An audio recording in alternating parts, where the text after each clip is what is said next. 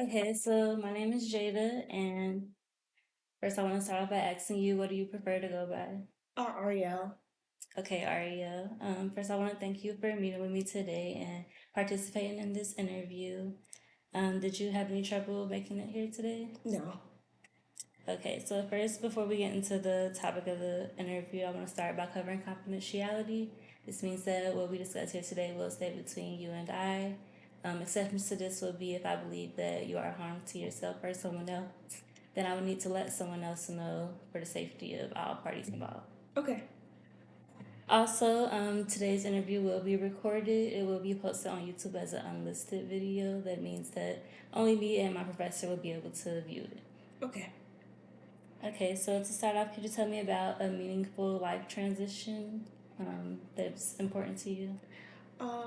One transition I went through would be when I went to college, when I went to Northern Arizona University. That was like my first time being away from home, really, from my parents. So it was a little bit to adjust. It took couple days, couple weeks, but after a while, you find your own routine, get used to it, and you have your own little sense of freedom. So, how was the beginning of that transition for you? The beginning, I would say, it wasn't as difficult because my roommate was my best friend at the time, so it made it a bit easier.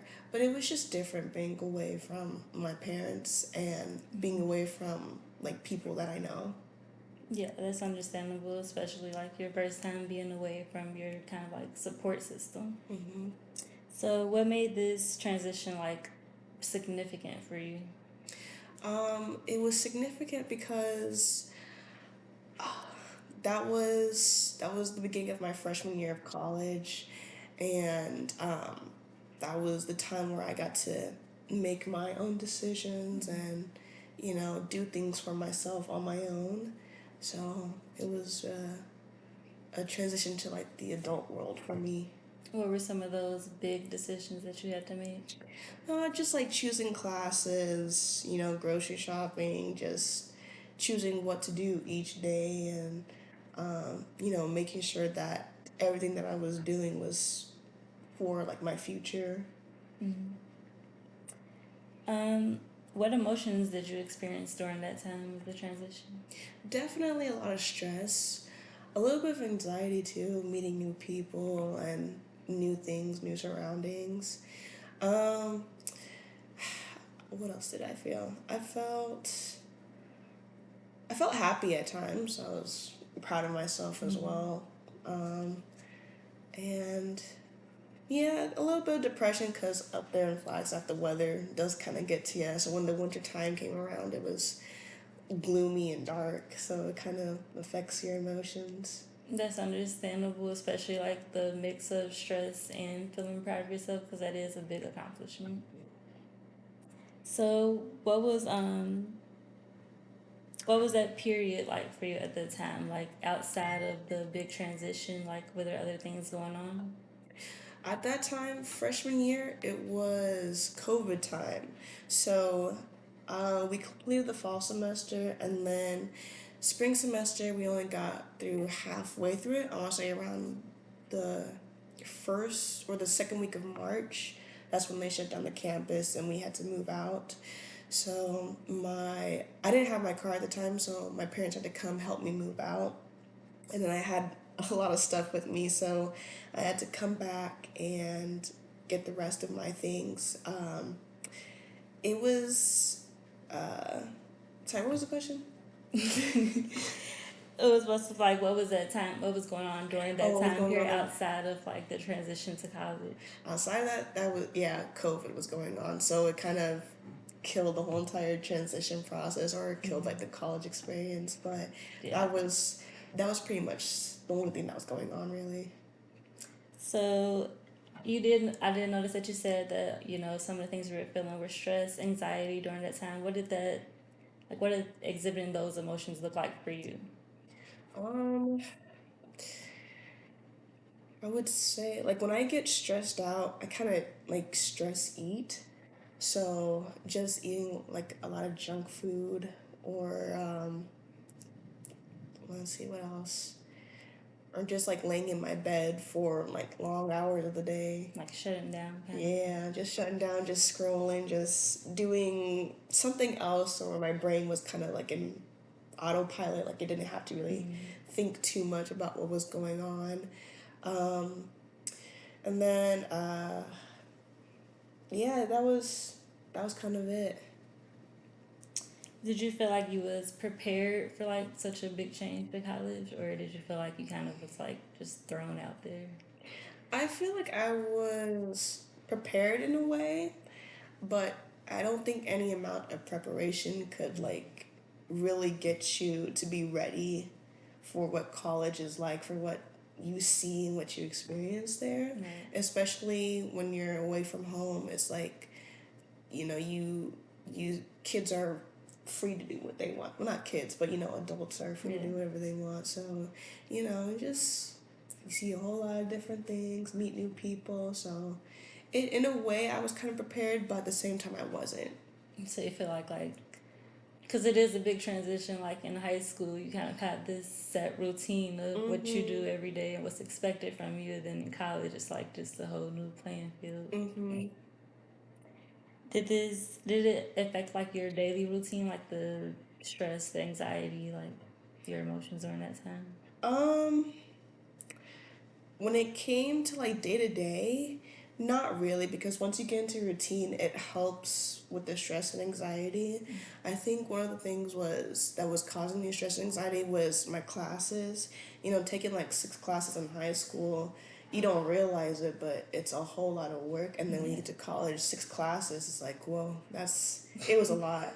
So I definitely think that getting into routine helped me out, but 6 classes was a large workload to Is take. that like a coping strategy that kind of helps you, like a routine, having something like having like a set schedule for what you have to do?